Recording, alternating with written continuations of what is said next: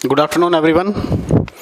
ठीक है, atomic structure complete हो जाएगा अभी और कोल एंड पेट्रोलियम भी पूरा हो जाएगा। ठीक है, तो इसको जल्दी पूरा हो जाएगा, कोई टेंशन वाली बात नहीं है। तो स्टार्ट करते हैं इलेक्ट्रॉन के बारे में। इलेक्ट्रॉन,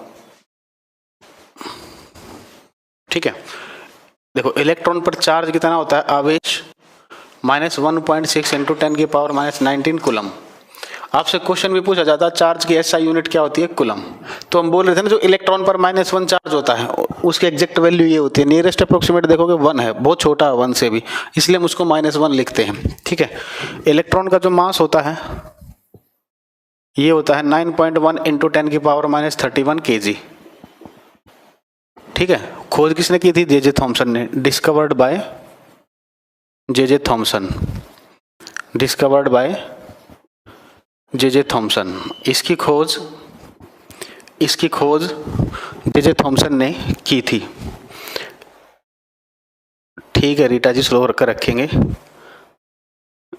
गुड आफ्टरनून श्वेता जी, नीतू जी, पूजा, रितु, अमृता, प्रियांशु, प्रिंस, अपर्णा, हैदर, आकाश, राहुल, ओम प्रकाश, करुण, नरेश, सुमित्रा, प्रिंस। ठीक है, साउंड थोड़ा क्लियर, अब तो क्लियर आना चाहिए जी, अब तो क्लियर आएगा। ठीक है, ये नोट कीजिए।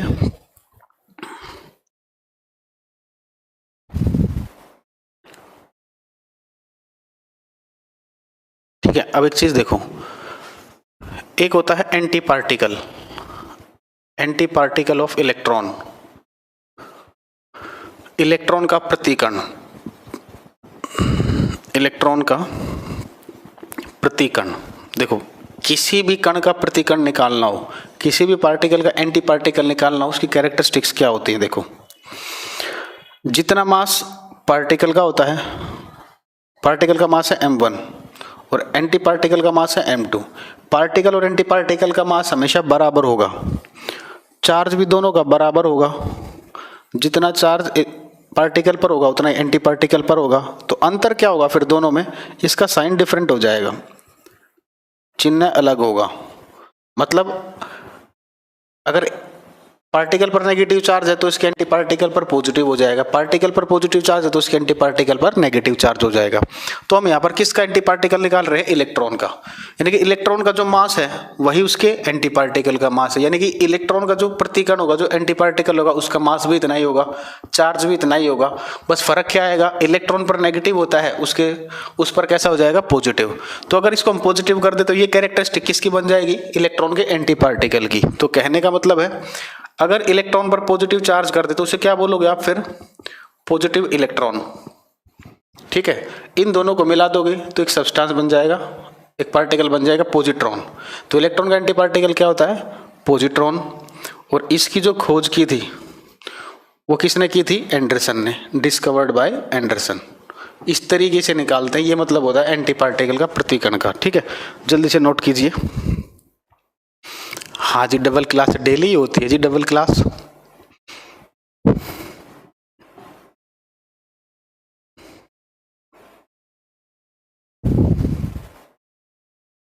सर मैंने आज ही ज्वाइन किया है, मेरा कमेंट आ रहे हैं क्या, हाँ ताहिर जी आ रहे हैं आपके कमेंट। नहीं सुनीता जी आप लेट नहीं हो, यहीं से स्टार्ट किया है। बेटा सिलेबस बताऊंगा, अभी बैचेज क्या है ना, मर्ज है थोड़े, जो कॉमन टॉपिक है ना वो पढ़ा रहा हूँ। अगली क्लास में बैच सेपरेट हो जाएंगे, जीएस वाले अलग हो जाएंगे, ठीक है, सीटेट वाले अलग हो जाएंगे, तो मैं सिलेबस डिस्कस कर लूंगा। ठीक है,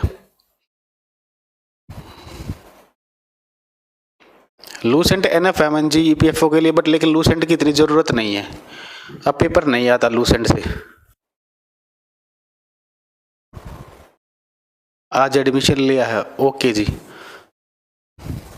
देखो जिन्होंने आज एडमिशन लिया है वो पिछली वीडियोस देखे, और मैंने ग्रुप बनाया है आपके बैचेस के बच्चों का, मैंने नंबर आप लोगों को दिया है पहली वीडियोस में, तो देख ले।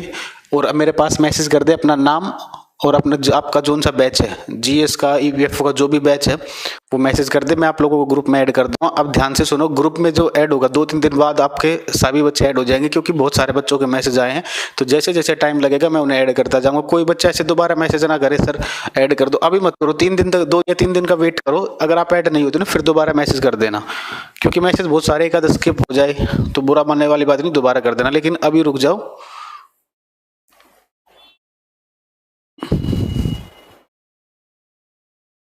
हाँ सोनिया जी, पंजाब पीसीएस प्रिंसिपल एग्जाम, नहीं जी मैंने नहीं सुना जी। हाँ देखते हैं मंडे को लैपटॉप में होगा या नहीं, बता देंगे। है मंडे को, नहीं तो 1-2 दिन बाद हो जाएगा लैपटॉप में, 1-2 दिन बाद डेली क्लास हो जाएगी केमिस्ट्री की, नहीं तो देखते हैं जैसा भी होगा आपको पता चल जाएगा। नोट कर चुके हो?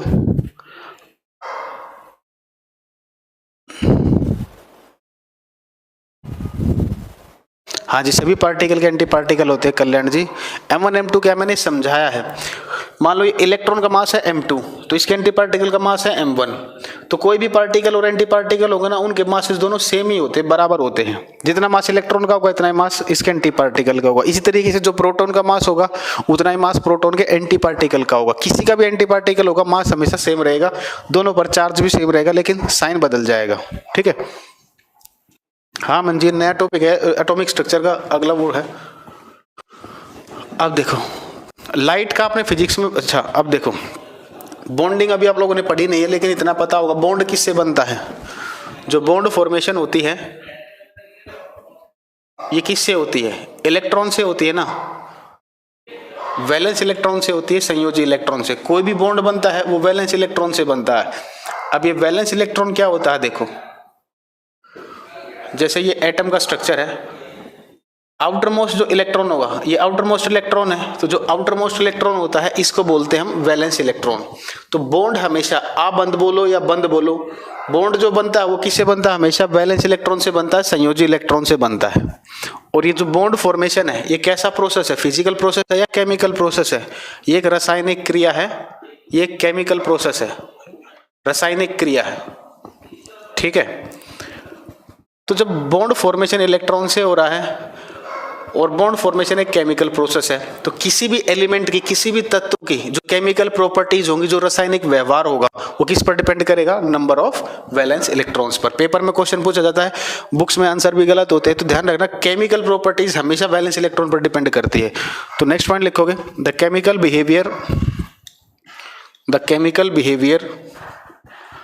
Chemical behaviour of an element depends on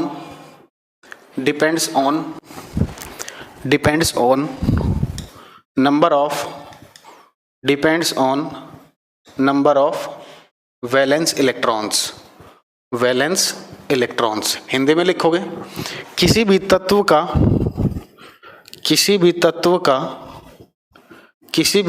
का रासायनिक व्यवहार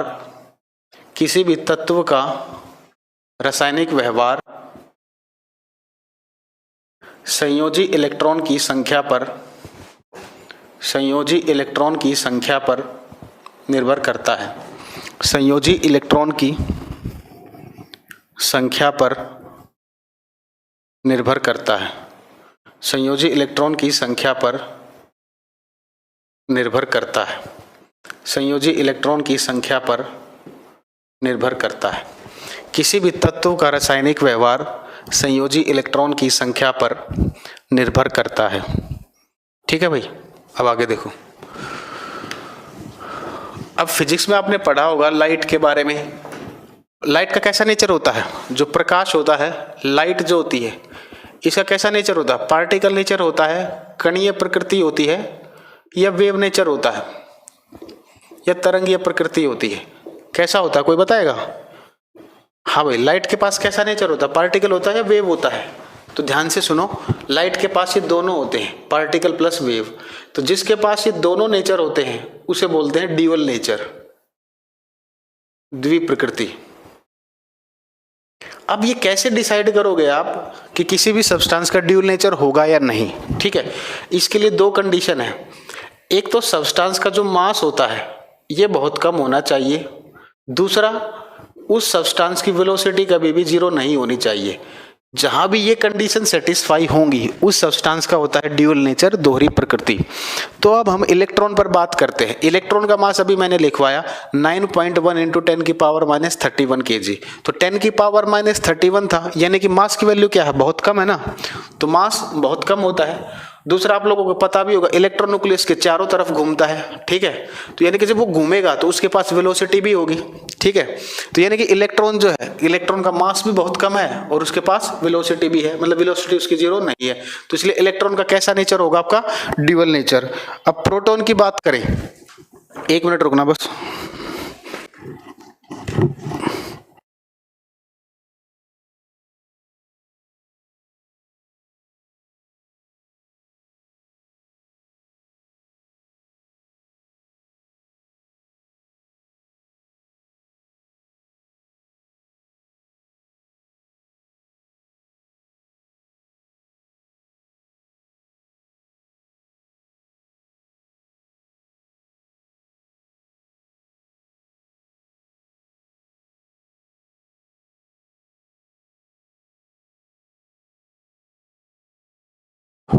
ठीक है, अब प्रोटॉन की बात करें। अभी मैं प्रोटॉन पढ़ाऊंगा, आप लोगों ने पढ़ा होगा। प्रोटॉन का मास होता है, लास्ट में आता है उसका 10⁻⁻27 kg।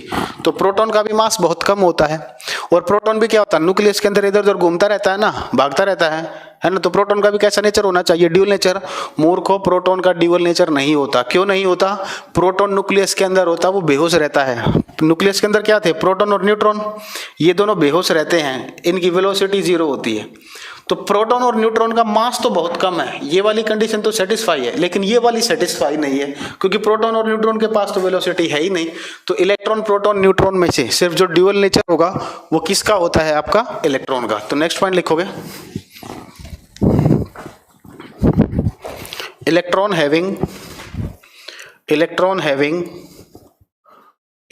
Having dual nature of matter. Electron having dual nature of matter. Condition वो लिखिए, लिख सकते हो, इलेक्ट्रॉन के पास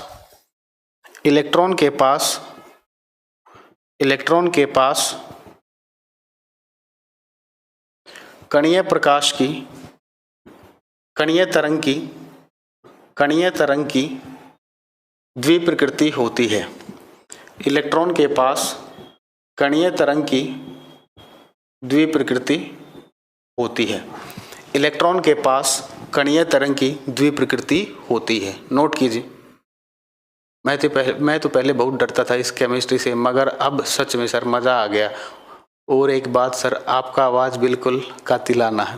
थैंक यू देवल्ले जी, सर आप सच में बहुत अच्छा पढ़ाते हैं। थैंक यू भाई, नोट कर लीजिए तब तक। संदीप जी आप रिफ्रेश कीजिए। पॉजिट्रॉन वर्सेस प्रोटॉन, पॉजिट्रॉन अलग है शेखर जी, प्रोटॉन अलग है बेटा। क्या पूछ रहे हैं विकास जी,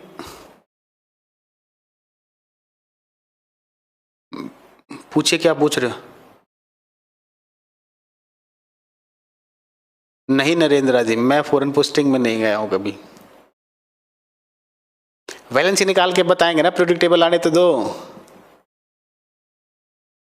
फिजिक्स आप ही पढ़ाओगे? नहीं रोहित जी, फिजिक्स मैं नहीं पढ़ाऊंगा, फिजिक्स आपको दूसरे सर पढ़ाएंगे। कौशल जी क्या रिप्लाई नहीं किया बेटा, इतने मैसेज होते हैं। जब मैं पढ़ा के हटता हूँ, जो मुझे सामने दिखता है मैं उसी का रिप्लाई करता हूँ। पढ़ाना भी जरूरी है। आप सिर्फ 12th में पढ़े होते तो आज ये नहीं होता मेरा। कोई बात नहीं, मैं 12th आगे मैं पढ़ाता हूँ, आप ही कोई भाई बहन हो तो पढ़ लेना, उनके साथ ऐसा मत होने देना, ठीक है। चलो भाई, अब देखो मैंने कहा इलेक्ट्रॉन जो होता है न्यूक्लियस के चारों तरफ घूमता है। तो वो घूमेगा, या तो वो ऐसे घूमेगा या तो वो ऐसे घूमेगा, है ना। तो मूर्ख ना वो ऐसे घूमता ना वो ऐसे घूमता, देखो वो ऐसे घूमता है। ये होता है इलेक्ट्रॉन का ड्यूअल नेचर, ठीक है। इसमें इसके पास पार्टिकल नेचर भी होता है, वेव नेचर भी होता है। अब बोलोगे इंसान का ड्यूअल नेचर होता है? इंसान का ड्यूअल नेचर नहीं होता। क्यों? क्योंकि इंसान का मास ज्यादा होता है। अगर इंसान का ड्यूअल नेचर होता तो इंसान कैसे चलता? इंसान ऐसे चलता हुआ दिखाई देता। माहौल बनाने के बाद तो ऐसे ही चलता हुआ दिखाई देता पर्सन, है ना। माहौल बनाने के बाद ड्यूअल नेचर हो जाता है उसका, ठीक है। सर मैं इसी टॉपिक को समझ नहीं पा रहा था बड़ी simply, but now I understand, thank you. Okay बिल्कुल ठीक है। अब क्वेश्चन ये है कि इलेक्ट्रॉन जब ये घूमता है या झूमता है तो इसके पास जो एनर्जी होती है वो जीरो होती है, पॉजिटिव होती है या नेगेटिव होती है, ये बताओ। इलेक्ट्रॉन के पास जो टोटल एनर्जी होती है वो कैसी होती है? हमेशा याद रखना, इलेक्ट्रॉन के पास जो टोटल एनर्जी होगी वो हमेशा नेगेटिव होगी। बुक्स में बहुत सारे आंसर गलत दे रखे हैं, आज बता देता हूँ, माइंड में छाप लेना।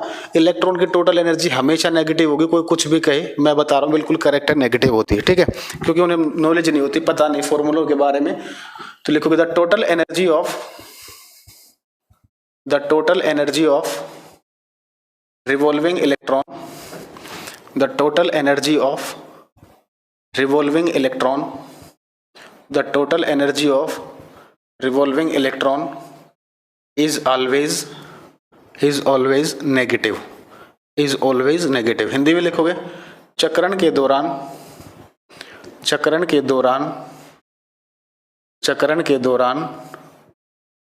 इलेक्ट्रॉन की कुल ऊर्जा ऋणात्मक होती है। इलेक्ट्रॉन की कुल ऊर्जा ऋणात्मक होती है, ठीक है भाई, याद रखना इस चीज को हमेशा। ड्यूल नेचर का मतलब उसमें पार्टिकल नेचर भी होगा और वेव नेचर भी होगा। फिजा जी कमेंट आ रहे हैं, पूछिए, क्वेश्चन पूछिए। सर प्रोटॉन्स मूवमेंट करते हैं ना न्यूक्लियस के अंदर? नहीं सुनीता जी, प्रोटॉन्स कोई मूवमेंट नहीं करते। क्वेश्चन पोस्ट करेंगे बेटा, पहले ग्रुप में बच्चे ऐड तो कर लें, बहुत सारे ग्रुप बनेंगे, बात ये है। फर्स्ट क्लास का वीडियो यही होगा जी, आपके ऐप में मिलेगा शांति जी, फर्स्ट क्लास का वीडियो। पूरे जी सबके कमेंट नहीं पढ़े जाते, ठीक है, आगे देखो। हाँ जी लेता हूँ जी, 11th क्लास का भी लेता हूँ, 12th का भी लेता हूँ, IIT वाला भी लेता हूँ, नीट वाला भी लेता हूँ, कोई दिक्कत नहीं है। BSc के कुछ टॉपिक्स भी लेता हूँ, ठीक है भाई। अब एक चीज ध्यान से सुनना, एक काम की चीज बताता हूँ। ये इसका स्ट्रक्चर है एटम का, ठीक है, यहाँ पर इलेक्ट्रॉन प्रेजेंट है। तो इलेक्ट्रॉन की जो नॉर्मल स्टेट होती है उसे बोलते हैं ग्राउंड स्टेट, ठीक है। अब यहां से हमने इसको एनर्जी दी, तो आप लोगों ने पढ़ा होगा, बोर ने कहा था कि अगर इलेक्ट्रॉन को एनर्जी मिलेगी तो वो यहाँ ऊपर ऑर्बिट में चला जाएगा। तो एक चीज याद रखना, किसी भी सिस्टम की जो स्टेबिलिटी होती है, आगे लिखवाऊंगा अभी, किसी भी सिस्टम की जो स्टेबिलिटी होती है वो इनवर्सली प्रोपोर्शनल होती है एनर्जी के। किसी भी सिस्टम की जो स्थिरता होगी वो इनवर्सली प्रोपोर्शनल होती है एनर्जी के। मतलब जिस सिस्टम में ऊर्जा ज्यादा होगी आप बोलोगे वो सिस्टम कम स्टेबल होता है, जिसमें ऊर्जा कम होगी वो सिस्टम हमेशा ज्यादा स्टेबल होता है। हर चीज स्टेबिलिटी पर डिपेंड है, ठीक है। देखो, तो इलेक्ट्रॉन को एनर्जी मिली, गेन करके वो यहां से यहां चला गया, तो यहां उसके पास एनर्जी ज्यादा हो गई ना, एनर्जी इंक्रीज हो गई, क्योंकि जो एनर्जी यहां पर थी वो तो थी ही थी, ये वाली एनर्जी भी उसने ले ली। तो अगर एनर्जी बढ़ेगी तो स्टेबिलिटी क्या हो जाएगी? कम हो जाएगी। तो ये वापस स्टेबल होना चाहेगा, ठीक है। तो यहां पर जिस स्टेट में इसके पास एनर्जी ज्यादा है इसको बोलते हैं हम एक्साइटेड स्टेट, उत्तेजित अवस्था। एक्साइटेड स्टेट, उत्तेजित अवस्था, ठीक है। तो एक्साइटेड स्टेट में स्टेबिलिटी कम है तो वो स्टेबल होना चाहेगा। तो स्टेबल कैसे हो सकता है? अपनी एनर्जी को कम करके। एनर्जी कम कैसे कर सकता है? वो जो एनर्जी उसने यहां से ली है उसे वापस छोड़ देगा तो वापस अपनी ग्राउंड स्टेट में आ जाएगा, स्टेबल हो जाएगा। तो क्वेश्चन ये आता है, जब इलेक्ट्रॉन एक्साइटेड स्टेट से ग्राउंड स्टेट में आता है, जब उत्तेजित अवस्था से नॉर्मल अवस्था में वो आता है, तो ये जो रेज छोड़ता है, ये रेज कौन सी होती है? ये होती है आपकी गामा रेज। गामा रेज बोलो या बोल सकते हो फोटॉन्स। ये पेपर का क्वेश्चन है, ध्यान रखना, ठीक है, बना लीजिए इसको। जब भी इलेक्ट्रॉन एक्साइटेड स्टेट से ग्राउंड स्टेट में आएगा तो वो एनर्जी रिलीज करेगा, ठीक है। और वो जो एनर्जी होती है वो गामा रेज की फॉर्म में होती है। गामा रेज क्या होते हैं? आपके फोटॉन्स ही होते हैं।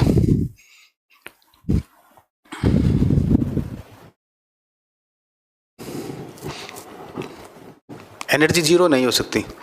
शुभम जी, जेई में 40 मार्क्स आ सकते हैं, इस वैसे से आ सकते हैं बेटा, आप मेहनत करो, जो पढ़ाया वो करो, और क्या नाम है, अपने क्वेश्चंस की प्रैक्टिस करो, 40 आ सकते हैं। विशाल जी, मौज ले लो, आगे आएगा। हालांकि मौज ले लो आपके सिलेबस में तो है ही नहीं बेटा, फ्रीक्वेंसी से लिंक्ड है, मौज ले लो, मौज लेगा नहीं हम तो। हाँ चंदन जी आ रहे हैं। विशाल जी, मौज ले ले, आपके सिलेबस में नहीं है। मैकबुक मैंने देखा नहीं बेटा साइंस का।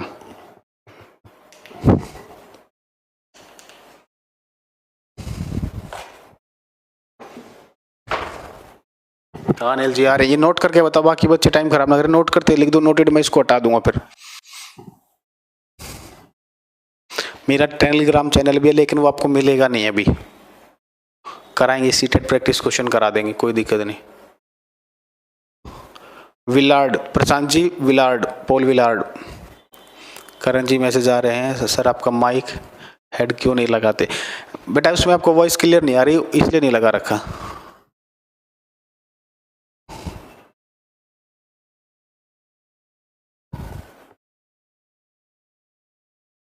नोटेड, चलो भाई।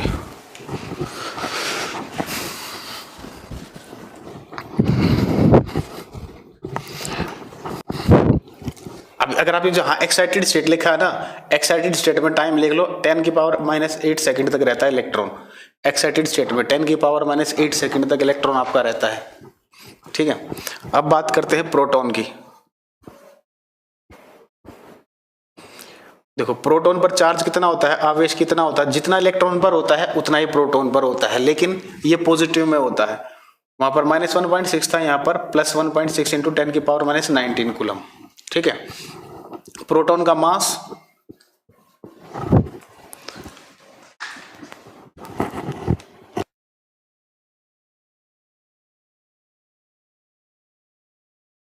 हाँ, प्रोटॉन का मास होता है आपका 1.672 × 10⁻⁻27 kg। प्रोटॉन की खोज किसने की थी, बताओ जल्दी, प्रोटॉन की खोज किसने की थी, बताओ भाई, प्रोटॉन की खोज किसने की थी? क्वेश्चन कैसे बनेंगे, आप बुक्स प्रैक्टिस करके देखो बेटा, मिल जाएंगे। आपसे पूछा किस पार्टिकल का ड्यूल नेचर होता है, इलेक्ट्रॉन की टोटल एनर्जी कितनी होती है, 4 ऑप्शन देकर ये पूछेगा। एक्साइटेड स्टेट से ग्राउंड स्टेट में आने में कौन सी रे छोड़ता है, अल्फा बीटा गामा, इस तरीके से। एक्सरे को नहीं छोड़ता। रदरफोर्ड, बहुत बढ़िया, वेरी गुड, एक्सीलेंट। मूर्खों, देखो खोज की थी इसकी गोल्डस्टीन ने, ई गोल्डस्टीन ने। प्रोटॉन की खोज किसने की है, ई गोल्डस्टीन ने। रदरफोर्ड का नाम क्यों आता है, क्योंकि ये जो प्रोटॉन, ये जो नामकरण किया गया है, ये किसने किया गया है, रदरफोर्ड ने। तो प्रोटॉन जो नाम था वो किसने दिया है, रदरफोर्ड ने।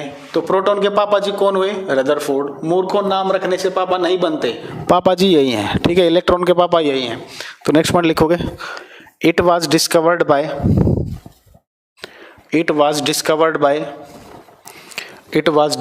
बाय ई गोल्डस्टीन। हिंदी में लिखना भाई, मैं बोल रहा हूं, इसकी खोज ई गोल्डस्टीन ने की थी। इसकी खोज ई गोल्डस्टीन ने की थी। इसकी खोज ई गोल्डस्टीन ने की थी। And proton name was given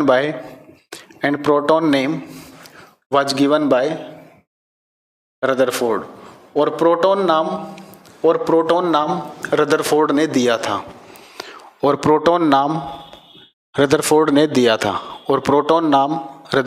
दिया था। फिजिक्स कंप्लीट हो चुकी है सीटेट में अंकुश जी, ठीक है।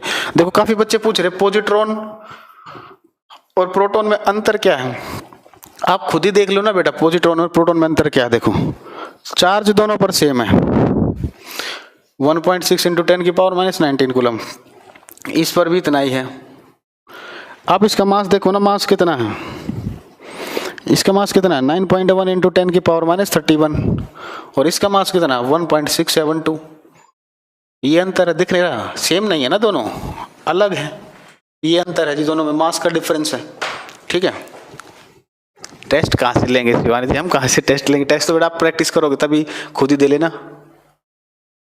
ज्योति जी क्या पूछ रहे, पेपर में दोनों, अच्छा पेपर में इसके दोनों ऑप्शन हो तो आंसर गोल्डस्टीन है ना, करेक्ट तो गोल्डस्टीन है, दोनों रहते हैं कोई फर्क नहीं पड़ता। अगर गोल्डस्टीन नहीं है तब आप रदरफोर्ड लगाओगे, ठीक है, करेक्ट आंसर है गोल्डस्टीन। जब ये ऑप्शन में नहीं है तब आप रदरफोर्ड लगाओगे। बायो की क्लास नहीं हो रही, मुझे नहीं पता भाई बायोलॉजी के बारे में, ठीक है। ये सब था प्रोटॉन के बारे में।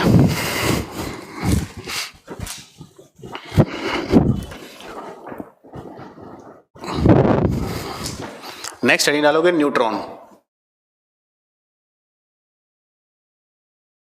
देखो न्यूट्रॉन पर चार्ज कितना होता है, 0, कोई चार्ज नहीं होता।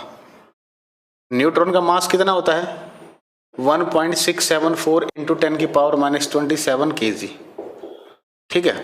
खोज किसने की थी न्यूट्रॉन की? चैडविक ने। तो लिखोगे it was discovered by James Chadwick. It was discovered by James Chadwick. Hindi में लिखोगे इसकी खोज जेम्स चैडविक ने की थी। साइंस स्पेशल बैच मेरा एक तो चला हुआ है बेटा, अगला बैच देखो कब आएगा, अभी तो वीओडी है। जो नया बैच आएगा ना उसे ज्वाइन करना साइंस स्पेशल का, जो अगर मेरे वाला हो तो दिल खुश हो जाएगा।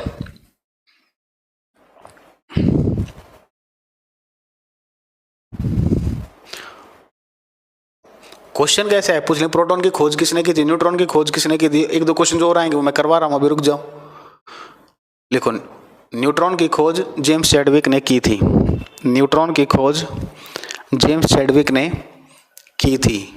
न्यूट्रॉन की खोज जेम्स चैडविक ने की थी। अच्छा okay Shikhar ji slow पढ़ाएं, blur हो रहा महिमा जी तो रिफ्रेश कर लीजिए।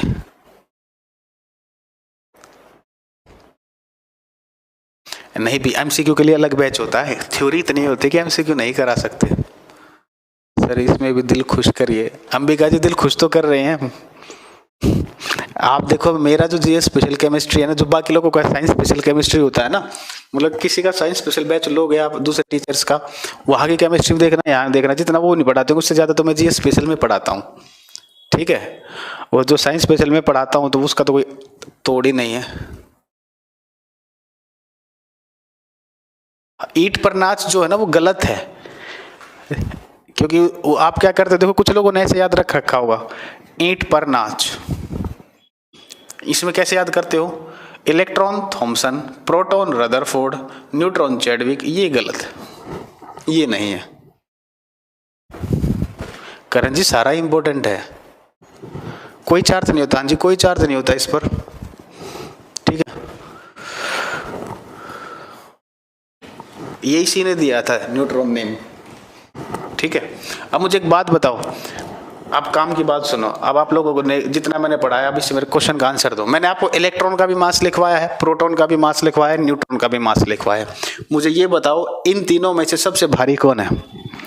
इलेक्ट्रॉन प्रोटॉन न्यूट्रॉन में से सबसे भारी कौन है? क्यों परेशान हो गए शुभम जी, बताओ। इलेक्ट्रॉन प्रोटॉन न्यूट्रॉन तीनों के मासेस मैंने आप लोगों को लिखवाए हैं, ये बताओ इनमें से सबसे भारी कौन है?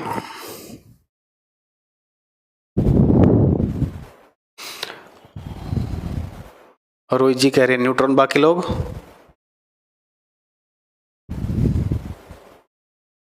न्यूट्रॉन आंसर आ रहा, प्रोटॉन भी आ रहा है। देखो एक ही चीज है, आंसर सारे आ रहे हैं। अभी इलेक्ट्रॉन भी आएगा किसी का, देखना थोड़ी देर में आ गया, अमित जी का इलेक्ट्रॉन आ गया, ठीक है। प्रोटॉन न्यूट्रॉन, अब एक वैल्यूज एक ही है फिर भी आप आंसर नहीं कर डिफरेंशिएट कर पा रहे। देखो इलेक्ट्रॉन का मास कितना है, 9.1 इंटू 10 की पावर -31 kg। प्रोटॉन का मास कितना है, 1.672 इंटू 10 की पावर -27 kg। न्यूट्रॉन का मास कितना है, 1.674 इंटू 10 की पावर -27 kg। देखो इन दोनों की पावर तो 10 की पावर -27 है, इनकी है 10 की पावर -31। एक बात बताओ, दो बड़ा होता है कि चार बड़ा होता है?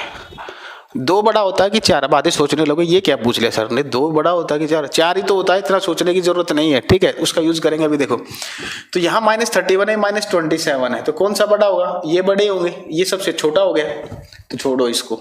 इन दोनों को कंपेयर कर लेते हैं, यहां तक दोनों सेम है, इसको हटा दो। ये 1.67 यहाँ भी है, इसको हटा दो। 1.67 यहाँ, इसको हटा दो।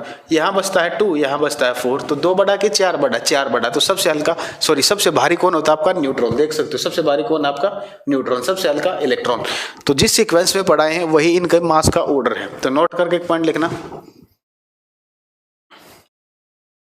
Increasing order of mass, increasing order of mass, increasing order of mass, द्रव्यमान का बढ़ता क्रम, द्रव्यमान का बढ़ता क्रम।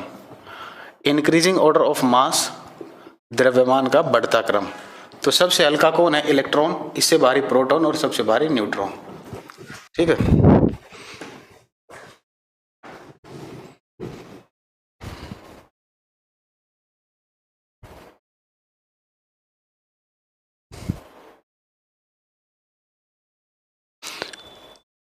सुशील जी आप खुद ही निकाल सकते हो, mass of electron mass of proton में क्या होता है। Mass of proton by mass of electron होता है 1837 times. Mass of proton equal to 183 times of mass of electron. ठीक है, ये होता है 183 टाइम्स होता है। यहां सब नहीं रिलेटिव चार्ज। ठीक है, अब एक क्वेश्चन लिखो जल्दी से। विच ऑफ द फॉलोइंग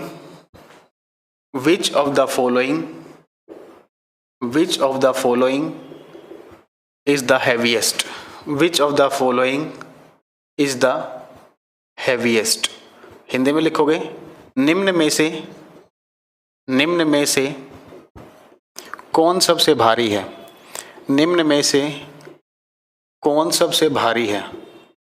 निम्न में से कौन सबसे भारी है।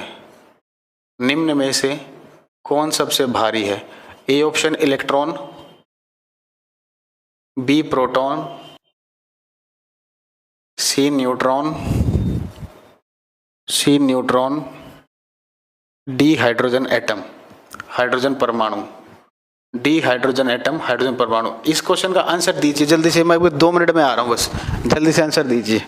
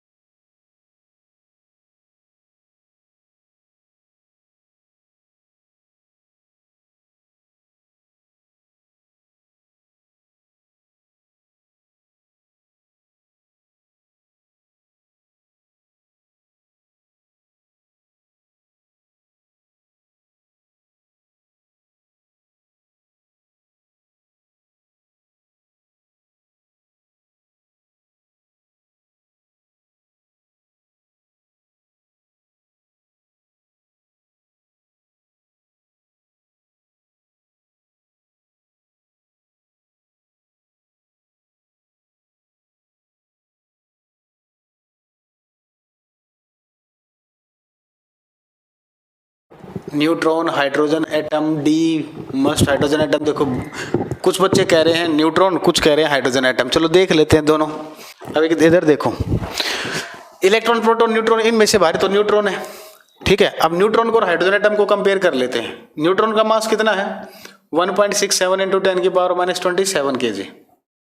हाइड्रोजन कल मैंने पढ़ाया था, एटॉमिक नंबर भी 1, एटॉमिक मास भी 1। ठीक है, अब एक बात बताओ, 1 बड़ा है या न्यूट्रॉन का मास बड़ा है? कौन बड़ा है? 1 बड़ा है कि न्यूट्रॉन का मास बड़ा है? 1 बड़ा है, तो भारी कौन होना चाहिए? कौन होना चाहिए? Hydrogen atom. तो आंसर क्या होगा? ऑप्शन डी, है ना। लगा मत देना, ऐसा आप लोग सोचते हो। ठीक है, अब मेरी बात सुनो, इसकी यूनिट है केजी, ये होता है एएमयू में। और मैंने आपको ऐसे समझ में नहीं आ रहा तो देखो, मैंने आपको बताया था एटॉमिक मास कैसे निकालते हैं। प्रोटॉन प्लस न्यूट्रॉन के बराबर होता है एटॉमिक मास। ठीक है, प्रोटॉन कैसे निकालते हैं? प्रोटॉन किसके बराबर होते हैं? एटॉमिक नंबर के। एटॉमिक नंबर कितना? हाइड्रोजन का 1, यानी कि इसके अंदर प्रोटॉन कितने होंगे? 1। न्यूट्रॉन कैसे निकालते हैं? a minus Z. तो a माइनस जेड 1 माइनस 1 0। तो यानी कि ये जो 1 है, हाइड्रोजन का मास कितना? 1 है। ये 1 किसका मास दिखा रहा है आपको? प्रोटॉन का मास। यानी कि जितना प्रोटॉन का मास होता है उतना ही हाइड्रोजन एटम का मास होता है। ठीक है, और प्रोटॉन से भारी कौन होता है? न्यूट्रॉन। तो आंसर क्या हो जाएगा? Option C, neutron. अब ध्यान रखना, जब भी पेपर में आपको फीलिंग्स आए और आपको लॉजिक नहीं पता है, बस मन कह रहा है कि आंसर यही होगा, तो ध्यान रखना वो आंसर कभी भी नहीं होगा। फिजिक्स हो चाहे केमिस्ट्री हो, देख लेना, फीलिंग्स से अपोजिट आंसर लगाना, आपके बहुत सारे क्वेश्चन ठीक हो जाएंगे। ठीक है, तो फीलिंग्स का थोड़ा ध्यान रखना। अगर कॉन्सेप्ट क्लियर है तभी फीलिंग्स के साथ जाना। अगर आपको क्वेश्चन का कॉन्सेप्ट नहीं पता तो फीलिंग्स के अपोजिट जाना, आपका आंसर ठीक मिलेगा। ठीक है, उत्कर्ष से आप GS9 में पढ़े तो सेम ही होगा बेटा, दोबारा मत पढ़ो, इसको मत पढ़ो। पढ़ना तो फिर आपको साइंस स्पेशल पढ़ना था। ठीक है, साइंस स्पेशल में ज़्यादा अपडेट मिलेगी। थोड़ी बहुत अपडेट इसमें भी मिलेंगे, ऐसा नहीं बिल्कुल सेम तो नहीं होगा, अंतर तो मिलेगा। लेकिन GS9 आपका शायद साइंस स्पेशल के साथ मर्ज होके हुआ था, तो आपको तो ये ज़रूरत नहीं थी, आपको साइंस स्पेशल लेना चाहिए था अगर साइंस पढ़नी है तो। मतलब डीपली, जिसको और ज़्यादा डीपली पढ़नी है तो उसको साइंस स्पेशल लेना चाहिए, और जिसको सारे सब्जेक्ट पढ़ने आप आपके एग्जाम कवर हो जाएंगे, टेंशन लो, SSC वगैरह सारे कवर हो जाएंगे, PCS वगैरह कवर हो जाएंगे, इसमें से कोई बात नहीं। अच्छा, स्पेशल VOD लिया करण जी, मेरा बैच है ना, हमेशा ध्यान रखना, मेरा नया बैच जो भी आएगा ना हमेशा अपडेटेड होता है। तो आपने जो साइंस स्पेशल VOD ना लेकर अगर आप लाइव वाला लेते ना, जो साइंस स्पेशल 7 की कभी VOD आए ना तो वो लेना, उसमें देखो बहुत सारा कंटेंट पढ़ा है मैंने, बहुत सारा। ठीक है भाई, तो अब नेक्स्ट आता है आपका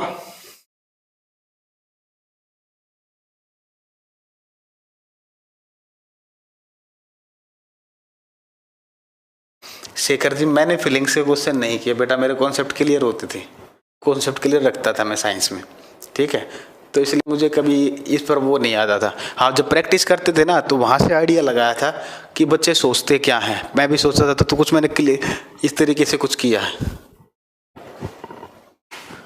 देखो भाई, हेडिंग डालोगे आइसोटॉप्स समस्थानिक, आइसोटॉप्स समस्थानिक, आइसोटॉप्स समस्थानिक। देखो, आइसोटोप की आप लोगों ने डेफिनेशन पढ़ी होगी। आइसोटोप किसे बोलते हैं? जिसका एटॉमिक नंबर सेम होता है, एटॉमिक मास डिफरेंट होता है। आप लोगों ने यही पढ़ा है, ठीक है। अभी मैं आपको कुछ समझा रहा हूं, डेफिनेशन बाद में लगवाऊंगा, ठीक है। हिग्स बोसोन पृथ्वीराज जी, वो गॉड पार्टिकल होता है हिग्स बोसोन, ठीक है। ये मानसी जी, अभी जो आपने रब कर दिया, मैं ये कह रहा हूं एटॉमिक मास कैसे निकालते? प्रोटॉन प्लस न्यूट्रॉन से। हाइड्रोजन के अंदर न्यूट्रॉन नहीं होता, इसलिए उसका मास प्रोटॉन के बराबर होता है, इसलिए वो न्यूट्रॉन से हल्का है, मैं ये कह रहा हूं। एक बार दोबारा वीडियो देख लेना, ना समझ में आए तो पूछ लेना, मैं दोबारा बता दूंगा, ठीक है। अगली क्लास में पूछ लेना या व्हाट्सएप पे पूछ लेना, मैं बता दूंगा। लेकिन अभी सुनिए, देखो अभी ध्यान से सुनना। आप लोगों ने ये पढ़ा है कि जो आइसोटोप्स होते हैं इनका क्या होता है? एटॉमिक नंबर सेम होता है, एटॉमिक मास डिफरेंट होता है। इतनी स्टेटमेंट पढ़ी है, आज डिटेल में पढ़ो इसको। पहली बात तो हमेशा ध्यान रखना, आइसोटोप देखो ये एक ही एलिमेंट के ना, तीनों के तीनों हाइड्रोजन के ही आइसोटोप हमेशा सेम एलिमेंट के होते हैं। कई बार क्वेश्चन ऐसे आता है, atoms of the same element है, किसी एक तत्व के विभिन्न परमाणु, इतनी स्टेटमेंट होती है। तो इससे आपको पहचान करनी होती है वो कि वो किसके बारे में पूछ रहा है। तो अगर वो सेम एलिमेंट के बारे में कभी बोलता है तो ध्यान रखना वो हमेशा आइसोटोप के बारे में पूछता है, समस्थानिक के बारे में पूछता है। अगर वो डिफरेंट एलिमेंट के बारे में बोलता है तो हमेशा आइसोबार के बारे में पूछता है। तो ये कुछ कीवर्ड से ध्यान रखना। अब देखो, अब इनकी कैरेक्टरिस्टिक पढ़ते हैं। हमें पता लगाना है कि इसके अंदर, इन तीनों के अंदर प्रोटॉन की संख्या सेम है या अलग है, नंबर ऑफ इलेक्ट्रॉन की संख्या सेम है या अलग है, इनकी electronic configuration, EC electronic configuration same है या अलग है, ठीक है। इसके अंदर नंबर ऑफ वैलेंस इलेक्ट्रॉन, संयोजी इलेक्ट्रॉन की संख्या सेम है या अलग है, ये सारी चीजें चेक करनी है। वैलेंस इलेक्ट्रॉन, संयोजी इलेक्ट्रॉन, ठीक है। हमें चेक करना है कि इनके अंदर न्यूट्रॉन की संख्या सेम है या अलग है। देखो ये सारी चीजें चेक करते हैं, पूरा पढ़ेंगे जो पढ़ेंगे। प्रोटॉन किसके बराबर होते हैं? एटॉमिक नंबर के। इसका एटॉमिक नंबर कितना है? 1, तो प्रोटॉन होंगे 1। इसका एटॉमिक नंबर कितना है? 1, तो प्रोटॉन होंगे 1। इसका एटॉमिक नंबर 1, तो प्रोटॉन 1, ठीक है। अब न्यूट्रल है ना ये सारे, किसी पर कोई चार्ज नहीं है, तो जिस पर कोई चार्ज नहीं होता तो उस केस में एटॉमिक नंबर जितना होगा उसके अंदर प्रोटॉन की संख्या भी उतनी ही होती है। न्यूट्रल केस में प्रोटॉन और इलेक्ट्रॉन हमेशा बराबर होते हैं, तो इन पर कोई चार्ज नहीं है, ये सारे न्यूट्रल हैं, उदासीन है, तो इसलिए जितने प्रोटॉन होंगे इनके अंदर इलेक्ट्रॉन भी उतने ही होंगे। अब इलेक्ट्रॉन आपको पता है, इलेक्ट्रॉन की संख्या आपको पता है, तो इलेक्ट्रॉनिक कॉन्फ़िगरेशन मैंने आज की क्लास में पढ़ाई थी आपको, पहली क्लास में। एक इलेक्ट्रॉन कौन सी शेल में होगा? K शेल में। इसका भी इलेक्ट्रॉन किस में होगा? K शेल में। इसका भी इलेक्ट्रॉन K शेल में। Valence electron outermost shell में जो इलेक्ट्रॉन होते हैं, तो यही आउटर मोस्ट होगी, यही बाहरी कक्ष होगा इनका, तो वैलेंस इलेक्ट्रॉन भी सब में सेम है, ठीक है। न्यूट्रॉन कैसे निकालते हैं? A माइनस Z, 1 माइनस 1 0, यहाँ पर कितने हो जाएंगे? 1, यहाँ पर 2। तो एक चीज देखना, इनके अंदर ये सारी चीजें ये सेम है, ये सेम है। तो बदलता क्या है? आइसोटोप में सिर्फ एटॉमिक मास बदलेगा और नंबर ऑफ न्यूट्रॉन्स बदलेंगे। क्लियर है या नहीं? मैं डेफिनेशन लिखवा रहा हूं, तो देखो यहां लिखोगे, उसके बाद ये लिखना, atoms of the same element have, atoms of the same element have same atomic number, same atomic number but different atomic mass, same atomic number but different atomic mass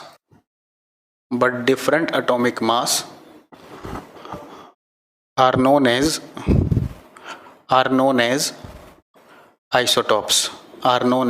isotopes।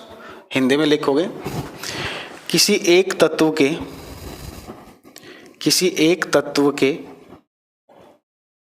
विभिन्न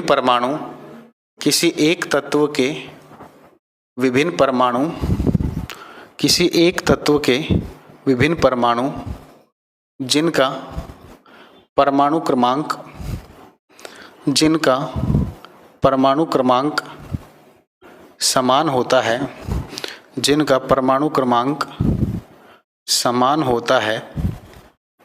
परंतु परमाणु द्रव्यमान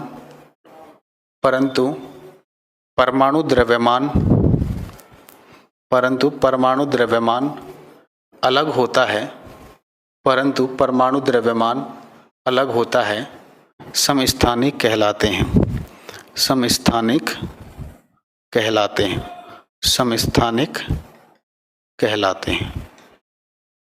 ठीक है बेटा, नोट कर लो, किसी को डाउट हो तो बताओ।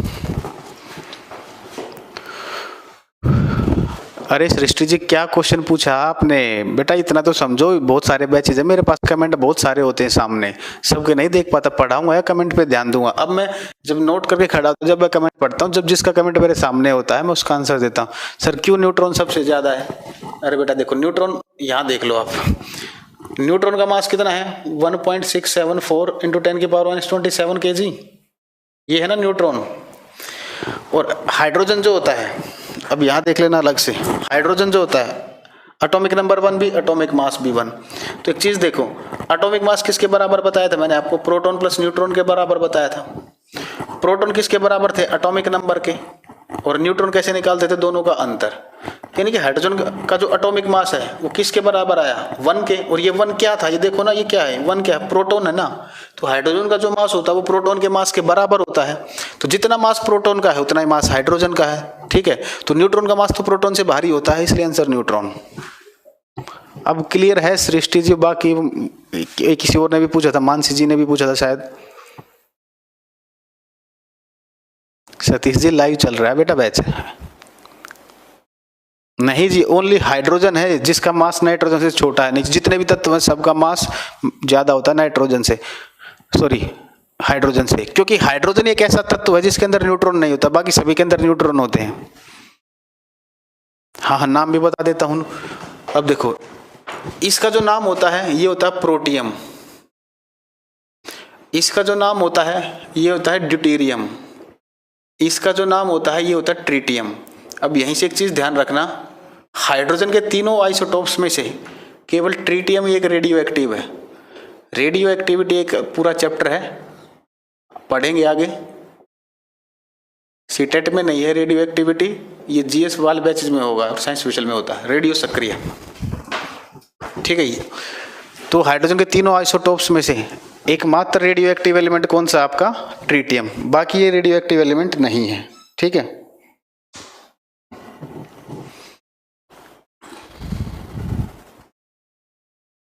हाँ करण जी 22 क्लास बहुत हैं वीओडी में, लेकिन अब और ज्यादा पढ़ाते हैं, साइंस स्पेशल में और भी ज्यादा होती है।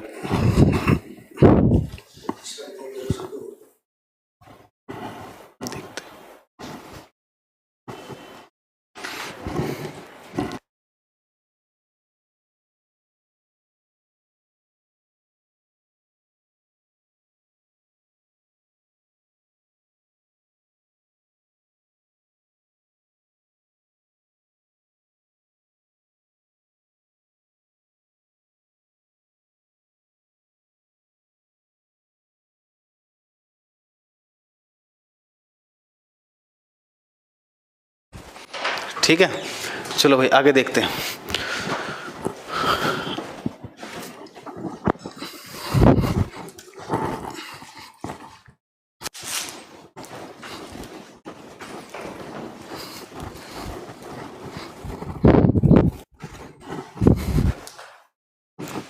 नेक्स्ट हेडिंग डालोगे आइसोबार, संभारिक, आइसोबार संभारिक। ठीक है, ये उसका अपोजिट है। देखो वहां पर क्या थे, सेम एलिमेंट होते थे, यहां पर डिफरेंट एलिमेंट होते हैं। वहां पर एटॉमिक नंबर सेम था, यहां पर एटॉमिक नंबर बदल जाएगा। वहां पर एटॉमिक मास, परमाणु द्रव्यमान अलग था, यहां पर वो वैल्यू सेम हो जाएगी। ठीक है, तो लिखोगे डेफिनेशन एटम्स ऑफ द, बाकी इलेक्ट्रॉन प्रोटॉन न्यूट्रॉन कॉन्फ़िगरेशन आप चेक कर सकते हो, सभी डिफरेंट मिलेंगे। ठीक है, निकाल सकते हो, तरीका मैंने आपको बता दिया। Atoms of the different element have, atoms of the different element have, atoms of the different element have same atomic mass, same atomic mass, same atomic mass, same atomic mass, but different atomic number, but different atomic number, but different atomic number are known as isobar, are known as isobar। Hindi में लिखोगे विभिन्न तत्वों के परमाणु, विभिन्न तत्वों के परमाणु, विभिन्न तत्वों के परमाणु, विभिन्न तत्वों के परमाणु जिनका जिनका परमाणु द्रव्यमान, जिनका परमाणु द्रव्यमान समान रहता है, जिनका परमाणु द्रव्यमान समान रहता है, परंतु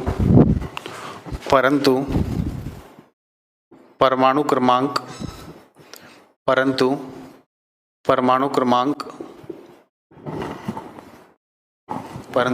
क्रमांक अलग होता है, परंतु परमाणु क्रमांक अलग होता है, संभारिक कहलाते हैं, संभारिक कहलाते हैं, संभारिक कहलाते हैं। ठीक, एग्जाम्पल नोट कर लेना। एक तीसरा चीज और बता देता हूं यहीं पर, आइसोटॉन्स, सम न्यूट्रॉन, आइसोटॉन्स सम न्यूट्रॉन। एक बार इसके बारे में और देख लो, इसके नाम से ही पता चल रहा है, आइसो मतलब सेम, टॉन्स मीन्स न्यूट्रॉन। तो लिखोगे they are having, they are having same number of neutrons, they are having same number of neutrons। Hindi में लिखोगे इनमें न्यूट्रॉन की संख्या, इनमें न्यूट्रॉन की संख्या, इनमें न्यूट्रॉन की संख्या समान रहती है, इनमें न्यूट्रॉन की संख्या समान रहती है। एग्जाम्पल बताता हूं अभी, देखो इसका जो एग्जाम्पल है यहीं पर बता देता हूं। देखो इसका example,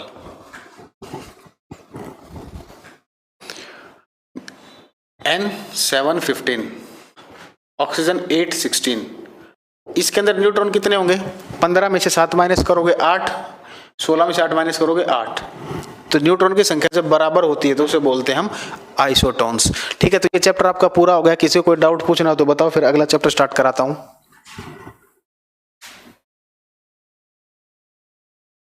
I think I am your junior student हूँ। ओके राज जी,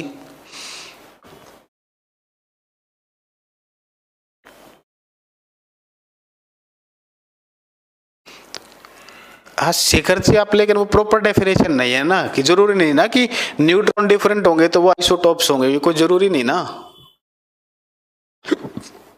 हाँ ऑर्गेनिक केमिस्ट्री में जो आपके सिलेबस वो सब पढ़ाएंगे, लाइव हो अमित जी। सबसे ज्यादा आइसोटॉप्स होते हैं बेटा सीजियम और जिनोन के सबसे ज्यादा आइसोटॉप्स अगर आपसे पूछे जाएं सीजियम और जिनोन के होते हैं। रेडियो एक्टिव एलिमेंट से पूछे जाए तो पोलोनियम के होते हैं। ठीक है, हाँ नितिन जी, कानपुर आया था मैं प्रूडेंस में ऑफलाइन में। हाँ है, हाँ नितिन जी 2 दिन क्लास ली थी शायद मैंने वहाँ, सही पहचाने। You are best. नहीं मास नंबर और एटॉमिक मास सेम चीज है यहाँ पर, वैसे थोड़ा बहुत अंतर होता है, कोई उसको टेंशन न लो, सेम आपके लिए। हाँ नीतू जी 40, पोटेशियम का मास 40 होता है तो वो आइसोबार हो जाएगा। सर आपका आवाज दिल जख्मी कर रहा है एकदम नवाजुद्दीन जैसा। थैंक यू आशीष। लिखने ये नोट कर लो, बताओ जल्दी, फिर आगे पढ़ते हैं। तीनों में कौन सा इंपॉर्टेंट है मोनू जी? तीनों इंपॉर्टेंट है। संभारिक का एग्जाम्पल ये लिखा तो हुआ बेटा, ये रहा संभारिक का एग्जाम्पल। हाँ, ईपीएफओ के लिए एनएफ है मनमीत जी। क्लियर है चैप्टर सर? ऋतिक जी आपका कमेंट पहुंचा होगा, पता नहीं सर, आप अच्छा पढ़ा, thank you Narayan ji. Sir इस पे डेफिनेशन क्वेश्चन, हाँ सुनीता जी, जो मैंने, हाँ डेफिनेशन में जिसको मैंने एग्जांपल देना, एग्जांपल पे क्वेश्चन आते हैं, डेफिनेशन से क्वेश्चन पूछ, डेफिनेशन से भी आते हैं। पहले उसको कवर कीजिए करण जी, जो बैच है ना आपके पास पहले उसको कवर कीजिए, उसके बाद सोचना, पहले उसको करके देखो, उसमें प्रैक्टिस करके देखो, जब आपको लगे जरूरत तो लेना, अदरवाइज नहीं। न्यू चैप्टर में स्टार्ट करिए, आज तो ज्यादा हो गया। नया चैप्टर, सारे चैप्टर अच्छे हैं, केमिस्ट्री की टेंशन ना लो, ठीक है। रोमांटिक सीजन, सारे चैप्टर अच्छे हैं, लेकिन जो कॉमन है थोड़ा उसको भी देखते हुए, थोड़ा टाइम कम है तो एक ऐसा चैप्टर लेते हैं जो सबको समझ में भी आएगा। बेसिक सा चैप्टर है कोल एंड पेट्रोलियम, लेकिन आपको उसके बारे में इतना नहीं जानते होगे जितना मैं पढ़ाने वाला हूँ। नेक्स्ट चैप्टर है आपका कोल एंड पेट्रोलियम, कोयला और पेट्रोलियम, कोल एंड पेट्रोलियम, ठीक है।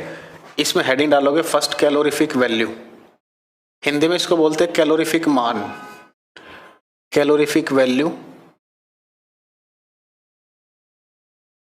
कैलोरीफिक मान, कैलोरीफिक वैल्यू, कैलोरीफिक मान।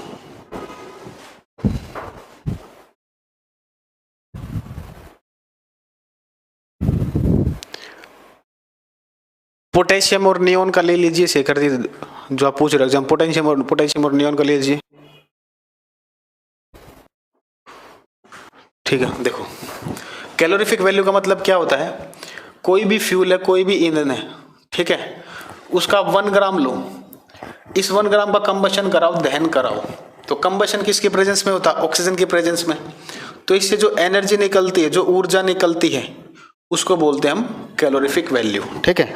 तो लिखोगे the maximum amount of energy, the maximum amount of energy, the maximum amount of energy, the maximum amount of energy released from the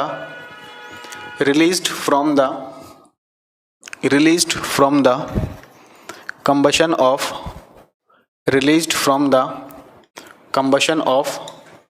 1 gram fuel, 1 gram fuel is known as calorific value, is known as calorific value। Hindi में लिखोगे 1 ग्राम ईंधन के दहन से, 1 ग्राम ईंधन के दहन से, 1 ग्राम ईंधन के दहन से जो ऊर्जा निकलती है, जो ऊर्जा निकलती है, जो ऊर्जा निकलती है, उसे कैलोरीफिक मान कहा जाता है, उसे कैलोरीफिक मान कहा जाता है, उसे कैलोरीफिक मान कहा जाता है, उसे कैलोरीफिक मान कहा जाता है, ठीक है। अब देखो आपसे क्वेश्चन कैसे पूछेंगे, किसी भी फ्यूल की कुछ फिक्स्ड है, आपसे उनकी कैलोरीफिक वैल्यू पूछ लेंगे, जैसे फ्यूल, ईंधन, कैलोरीफिक वैल्यू, कैलोरीफिक वैल्यू, ठीक है। देखो जैसे हमारे पास है पेट्रोल, पेट्रोल का दूसरा नाम होता है गैसोलीन, तो इसकी जो कैलोरीफिक वैल्यू होती है वो होती है 50,000 जूल, और किलो जूल में लिखोगे तो 50 किलो जूल पर मोल, यानी कि 1 ग्राम से 50,000 जूल एनर्जी निकलती है, ठीक है। डीजल से 40 to 45 किलो जूल पर ग्राम, सीएनजी से 25 to 28, कई बार 34 भी हो जाती है, डिपेंड करता है 34, ऐसा किसी बुक्स में कुछ है, कुछ में कुछ है, तो इसका नियरेस्ट ऑप्शन देख लेना। हाइड्रोजन, लिक्विड हाइड्रोजन सबसे अच्छा फ्यूल, सबसे ज्यादा एनर्जी से निकलती है 150 किलो जूल पर ग्राम। तो आपसे पूछा जाए सबसे अच्छा फ्यूल कौन सा, सबसे अच्छा ईंधन कौन सा होता है, लिक्विड हाइड्रोजन होता है, ठीक है। रॉकेट्स में यूज करते हैं, गैसेस पढ़ाऊंगा तब लिखवाऊंगा, इतना नोट कीजिए। अदिति जी आ रहा है, कमेंट आपका। देखो जी, हर एग्जाम में डिफरेंट मार्क्स होते हैं केमिस्ट्री के, तो मानसी जी वो जो बैच थोड़ा सा सेपरेट होगा अगली क्लास में, तब आप मैं डिस्कस कर लेना।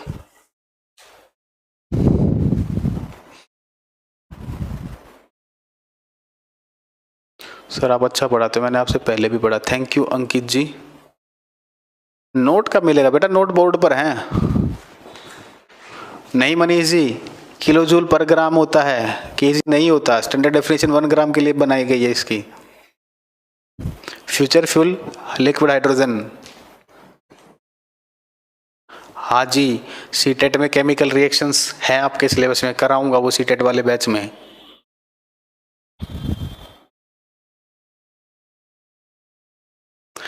ऋतिक जी, साइंस बैच हर एग्जाम के लिए होता है आपका, कोई भी एग्जाम दो, ठीक है, तो वो हर एग्जाम को कवर करता है। साइंस स्पेशल जो होता है, लो लेवल से हाई लेवल सारे एग्जाम्स कवर होते हैं उसमें।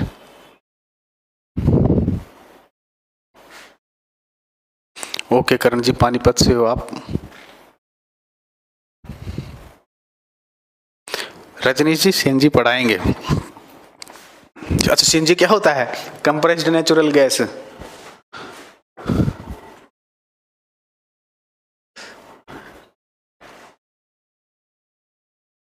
आएंगे, एयरक्राफ्ट वाला भी आ रहा है, एयरक्राफ्ट में भी आएंगे, अभी आ जाएगा इस पे, ठीक है। वाइट पेट्रोल जिसे बोलते हैं, प्रीमियम पेट्रोल होता है, वो पढ़ाऊंगा, अभी टेंशन ना लो, इसी में आ जाएगा।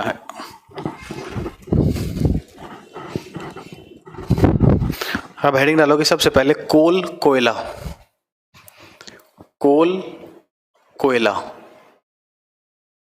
देखो कोयले की खानों से हीरा निकाला जाता है, आप लोगों को पता होगा, और कोयले का कलर कैसा होता है? ब्लैक।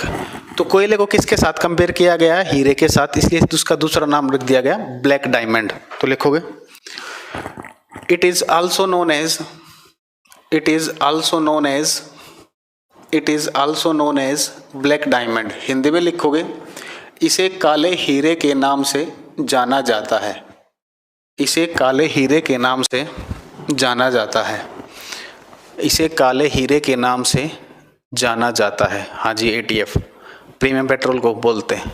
नहीं, एटीएफ अलग होता है बेटा, एटीएफ केरोसिन ऑयल होता है।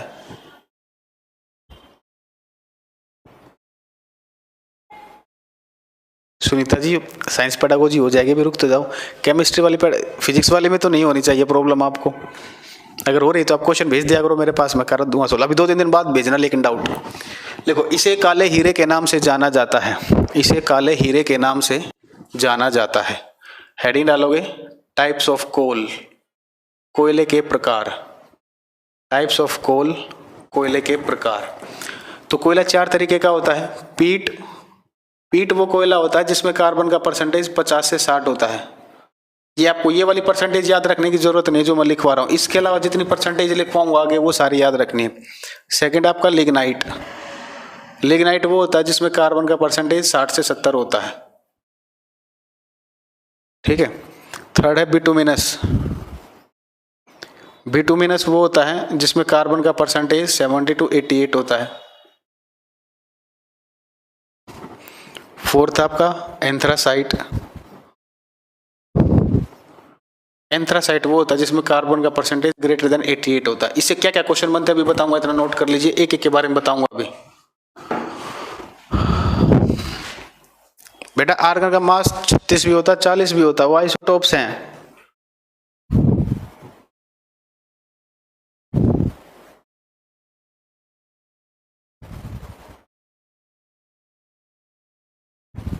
बहुत सारे टॉपिक्स होते हैं विकास जी साइंस स्पेशल में एक्स्ट्रा। पूर्णिमा जी, ग्रुप में मैंने कहा ना सबको ऐड कर दो, बहुत सारे बच्चे हैं, एक ग्रुप पूरा हो गया तो दूसरा क्लास ले रहा हो ना, टाइम भी तो होना चाहिए ना, कंटेंट भी अपडेट करना पड़ता है, हम भी पढ़ते हैं, ऐसी बात नहीं है ना, बहुत सारी चीज़ें करनी पड़ती हैं। यहाँ तो कुछ भी नहीं, IIT वगैरह उनके में बहुत कुछ करना पड़ता है बेटा, तो टाइम के अकॉर्डिंग होता है।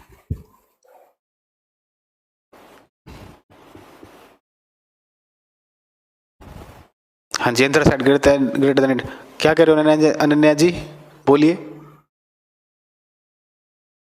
शेखर जी, सिलेक्शन से पहले मेरा वीडियो देखो आप, स्ट्रेटेजी क्या, हाउ टू क्रैक सिजिल 2018 मेरे यूट्यूब चैनल पर, उस पर पता चलेगा।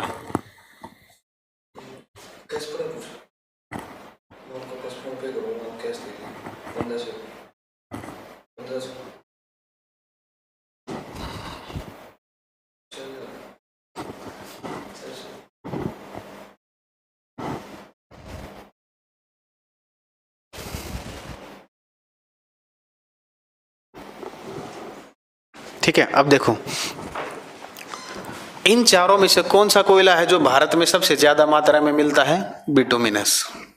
ठीक है, घरों पर जो कोयला यूज करते हैं वो था आपका बिटुमिनस, इसे ही बोलते हैं हाउस होल्ड कोल, कमर्शियल कोल। ब्राउन कोल किसे बोलते हैं? भूरा कोयला कौन सा होता है? लिग्नाइट। जितने भी कोयले हैं कि कौन से कोयले में पौधों के अवशेष सबसे ज्यादा होते हैं? पीट के अंदर सबसे ज्यादा अवशेष होते हैं। ठीक है, दूसरा इनमें से सबसे अच्छा सबसे घटिया कोयला होता है आपका पीट और सबसे अच्छा कोयला होता है आपका एंथ्रासाइट। रेलगाड़ियों में यूज करते हैं एंथ्रासाइट का। ठीक है, सबसे ज्यादा एनर्जी कौन से कोयले से निकलेगी? एंथ्रासाइट से। ठीक है, तो ये सारे पॉइंट आप लिखते जाओ। फर्स्ट हेडिंग डालो पीट। एक होता है वोलाटाइल, वाष्पशील। वोलाटाइल का मतलब क्या होता है? कोई चीज जल्दी वेपर फॉर्म में कन्वर्ट हो जाए उसे बोलते हैं वोलाटाइल। जैसे पेट्रोल होता है, पेट्रोल की टंकी को आप ओपन कर दो, पेट्रोल अपने आप उड़ जाएगा, पेट्रोल मिलेगा ही नहीं, यानी कि वो अपने आप वेपर में कन्वर्ट हो जाता है, तो उसे बोलते हैं वोलाटाइल। इसी तरीके से इनमें से सबसे ज्यादा वोलाटाइल कौन सा होगा? आपका पीट, क्योंकि कार्बन कंटेंट कम है, इसको थोड़ी सी हीट दोगे ये वेपर फॉर्म में कन्वर्ट हो जाएगा। ठीक है, you are best. Thank you Ananya ji. पहले कभी नहीं पढ़ी केमिस्ट्री, कम समझ आ रहा। धर्मेंद्र जी बहुत दिनों बाद पढ़ रहे हो ना, तो सीटेट से हो शायद। ठीक है, इसलिए लिखो it is highly volatile. First point लिखोगे इसमें, इट इज हाईली वोलाटाइल, यह सबसे अधिक वाष्पशील है। फर्स्ट पॉइंट इसका ही, इट इज हाईली वोलाटाइल, यह सबसे अधिक वाष्पशील है। देखते थोड़ी देर और पढ़ते हैं। इट इज हाईली वोलाटाइल, यह सबसे अधिक वाष्पशील है। इट इज हाईली वोलाटाइल, यह सबसे अधिक वाष्पशील है। Second, it contains plants residue. It contains plants residue, Hindi में लिखोगे इसमें पौधों के अवशेष मिलते हैं। इसमें पौधों के अवशेष मिलते हैं। इसमें पौधों के अवशेष मिलते हैं। सुमित्रा जी मैं पढ़ाऊंगा, जो भी आपका सिलेबस है पीएफओ का टेंशन लो। इसमें पौधों के अवशेष मिलते हैं।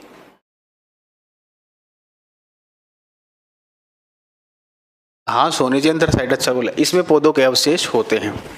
सेकंड लिखोगे आप लिग्नाइट, इसमें एक ही पॉइंट है, इसको भूरा कोयला बोलते हैं। लिखोगे it is also known as, it is also known as, it is also known as brown coal. इसे भूरे कोयले के नाम से जाना जाता है। इसे भूरे कोयले के नाम से जाना जाता है। इसे भूरे कोयले के नाम से जाना जाता है।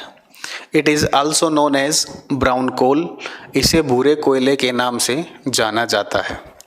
It is also known as brown coal, इसे भूरे कोयले के नाम से जाना जाता है। थर्ड लिखोगे बिटुमिनस।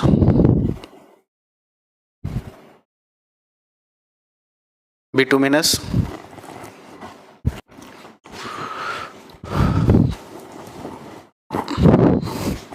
तो बिटुमिनस में फर्स्ट पॉइंट लिखोगे आप in India it is present in the abundant amount, it is present in the abundant amount among all coals। Hindi में लिखोगे भारत में यह कोयला, लिखो भारत में यह कोयला सभी कोयलों में से, न्यूमेरिकल वाला पोर्शन कवर नहीं होगा, फिर जैसे थोड़ा बहुत और भी एनटीपीसी के लिए साइंस स्पेशल ज्वाइन करो बेटा। लिखो भारत में यह कोयला सभी कोयलों में से, भारत में यह कोयला, भारत में यह कोयला सभी कोयलों में से सबसे अधिक मात्रा में मिलता है। भारत में यह कोयला सभी कोयलों में से सबसे अधिक मात्रा में मिलता है। भारत में यह कोयला सभी कोयलों में से सबसे अधिक मात्रा में मिलता है। अब देखो जी नया बैच कब आता है? मोनू जी साइंस स्पेशल, मेरे वाला लेना, ठीक है, तब पता चलेगा अंतर। ठीक है, दूसरा इसको इसी में दूसरा पॉइंट लिखोगे it is also known as commercial coal commercial coal and household coal, commercial coal and household coal, इसे घरेलू कोयले और औद्योगिक कोयले के नाम से जाना जाता है। नहीं अनन्या जी, डेली कंबाइन नहीं रहेगी, जो कॉमन टॉपिक्स है उसमें हो जाएगा, नहीं तो इंडिविजुअल चलेगा। इसे घरेलू कोयले और औद्योगिक कोयले के नाम से जाना जाता है। इसे घरेलू कोयले और औद्योगिक कोयले के नाम से जाना जाता है। ये AND ENP electron neutron proton की डिस्कवरी एक्सपेरिमेंट यहाँ नहीं होंगे बेटा, ये कंपटीशन है, ठीक है, सिलेबस नहीं है। अच्छी थी Aditya ji, thank you sir, आप बहुत अच्छा पढ़ाते हैं, thank you Prithviraj ji. Science special Himani ji, देखते हैं कब स्टार्ट होता है। सबसे अच्छा कोयला श्वेता जी एंथ्रासाइट होता है, ठीक है। इसे घरेलू कोयले और औद्योगिक कोयले के नाम से जाना जाता है, बिटुमिनस को इसे घरेलू कोयले और औद्योगिक कोयले के नाम से जाना जाता है। सुन तो लिए ND। फोर्थ लिखोगे भाई, लास्ट आपका एंथ्रासाइट, एंथ्रासाइट लिखो first point. It is considered as the best coal, it is considered as the best coal, it is considered as the best coal. Hindi में लिखोगे, इसे सबसे उत्तम किस्म का कोयला माना जाता है, इसे सबसे उत्तम किस्म का कोयला माना जाता है, इसे सबसे उत्तम किस्म का कोयला माना जाता है। हाँ जी, ये तो याद करना ही पड़ेगा शिखर जी। दूसरा, it gives maximum energy, it gives maximum energy on combustion, इसके दहन से सबसे अधिक मात्रा में ऊर्जा निकलती है, इसके दहन से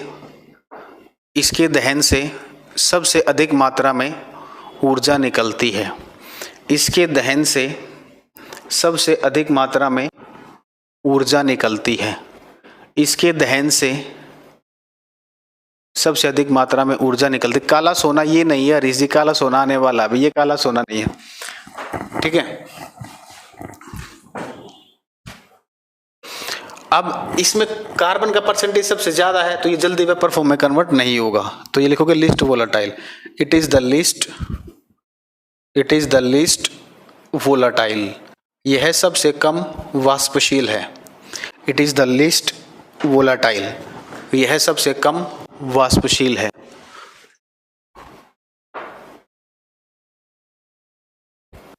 it is the least volatile, यह सबसे कम वाष्पशील है।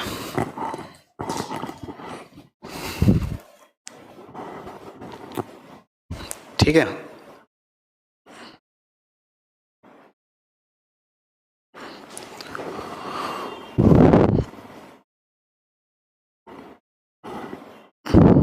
एक क्वेश्चन था, हाँ, व्हाइट कोल किसे बोलते हैं, नोट करके लिखना, व्हाइट कोल किसे बोलते हैं, कोई बताएगा? सफेद कोयला किसे बोलते हैं? व्हाइट कोल किसे बोलते हैं? सफेद कोयला।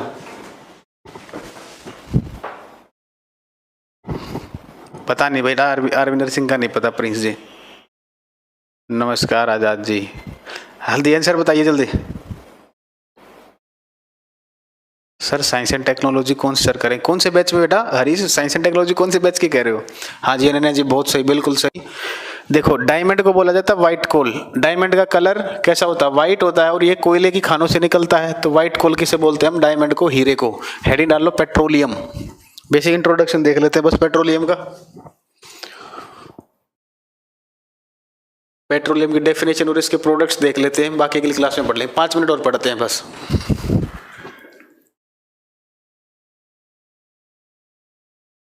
कपास को बेटा कहां से ढूंढ के लाए? कपास,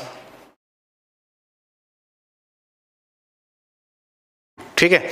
अब देखो पेट्रोलियम कैसे बनता है। पेट्रोलियम जो बनता है ये आपका फोसिल से बनता है, आप लोगों को पता ही होगा, जीवाश्मों से बनता है, ठीक है।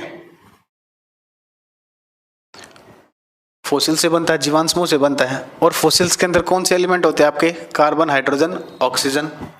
और कार्बन और हाइड्रोजन के कंपाउंड्स को क्या बोलते हैं हम? हाइड्रोकार्बन। इनके कंपाउंड्स को क्या बोलते हैं हम? हाइड्रोकार्बन। ठीक है, तो देखो, तो पेट्रोलियम किसका मिक्सचर होता है? बहुत सारे हाइड्रोकार्बन का। तो लिखोगे it is a mixture of, it is a mixture of, it is a mixture of large number of, it is a mixture of large number of hydrocarbons। यह बहुत सारे हाइड्रोकार्बन का मिश्रण होता है। यह बहुत सारे हाइड्रोकार्बन का मिश्रण होता है। यह बहुत सारे हाइड्रोकार्बन का मिश्रण होता है। यह बहुत सारे हाइड्रोकार्बन का मिश्रण होता है। देखो, अब इसका जो इसको कंपेयर किया जाता है गोल्ड के साथ। क्यों? जैसे गोल्ड के प्रोडक्ट्स, गोल्ड के रेट बढ़ते रहते हैं, वैसे इसके प्रोडक्ट्स के रेट भी बढ़ते रहते हैं। ठीक है, और दूसरा इसका कलर कैसा होता है? ब्लैक। तो इसलिए इसको बोलते हैं ब्लैक गोल्ड, काला सोना। तो लिखोगे it is also known as black gold and crude oil. कच्चा तेल भी सही बोलते हैं, black gold and crude oil. लिखोगे इसे कच्चे तेल और काले सोने के नाम से जाना जाता है। मूर्खों का गोल्ड FeS2 होता है, आयरन पायराइट होता है। पंकज जी, मूर्खों का सोना आयरन पायराइट को बोलते हैं। ठीक है, लिखो इसे कच्चे तेल और काले सोने के नाम से जाना जाता है। इसे कच्चे तेल और काले सोने के नाम से जाना जाता है। इसे कच्चे तेल और काले सोने के नाम से जाना जाता है। इसे कच्चे तेल और काले सोने के नाम से जाना जाता है। इसे कच्चे तेल और काले सोने के नाम से जाना जाता है। इसे कच्चे तेल और काले सोने के नाम से जाना जाता है। ठीक है, एक लिस्ट बना लीजिए पेट्रोलियम के प्रोडक्ट्स की।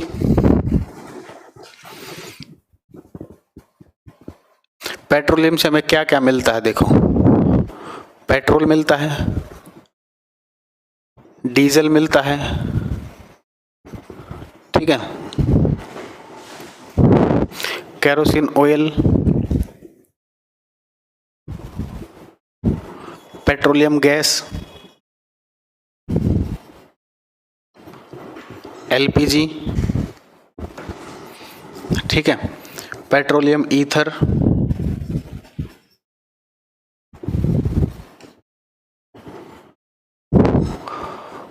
और देखिए लुब्रिकेंट, स्नेहक, पैराफिन वैक्स, हिंदी में इसको पैराफिन मोम ही बोलते, बाकी के नाम यही है हिंदी में सारे। ठीक है, एस्फाल्ट, कोल तार को बोलते हैं एस्फाल्ट, पेट्रोलियम कोक। तो ये पेट्रोलियम के प्रोडक्ट हैं। ठीक है, इतना नोट कीजिए।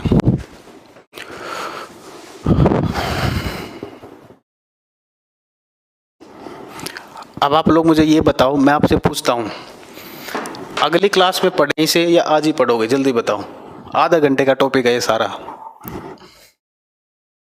अब आपकी मेजोरिटी पर डिपेंड करता है। अब देखते हैं कितने लोग पढ़ना चाहते हैं, जल्दी बताओ।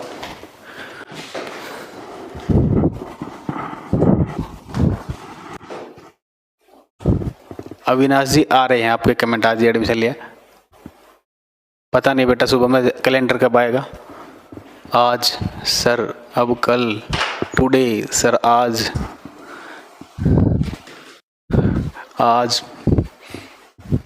ही सर। मतलब ऑलमोस्ट सभी चाहते हैं कि आज ही पढ़ें। मतलब बहुत अच्छा पढ़ा रहा हूँ ना मैं, बोर नहीं हो रहे ना।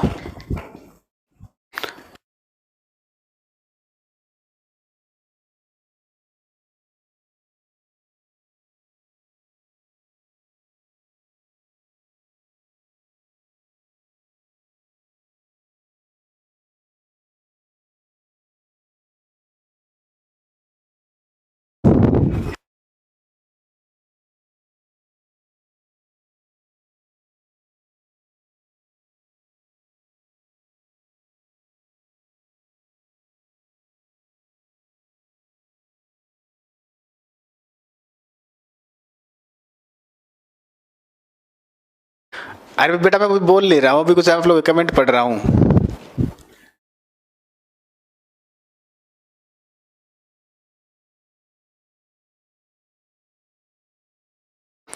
चलो ठीक है, तो अगली क्लास में यहाँ से पढ़ेंगे, आज के लिए इतने पढ़ते हैं, ठीक है, काफ़ी हो गया आज, ठीक है।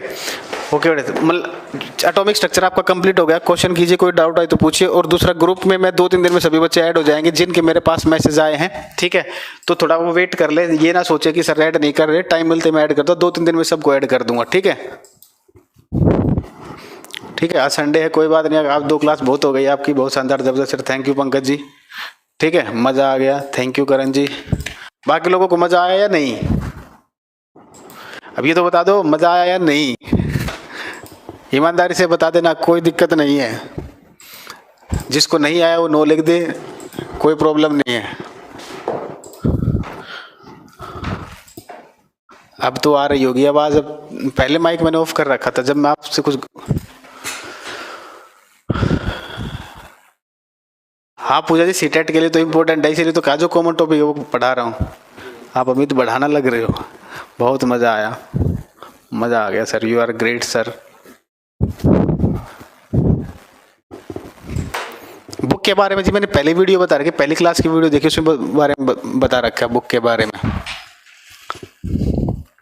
बहुत शानदार क्लास गुरुजी सर, मजा आया, एंथुसियाज्म लेवल 100।